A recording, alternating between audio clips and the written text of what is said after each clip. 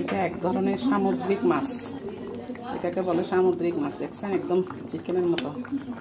এটা এক ধরনের সামুদ্রিক মাছ রান্না করছি সবজি দিয়ে। এখানে ঢেঁড়স দিয়েছি, টমেটো দিয়েছি, সেসমা দিয়েছি। এটা কিন্তু রোগের জন্য খুব ভালো মাছটা, সবাই রান্না করে খাবেন।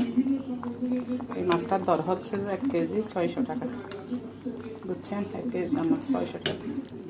Thank you so much.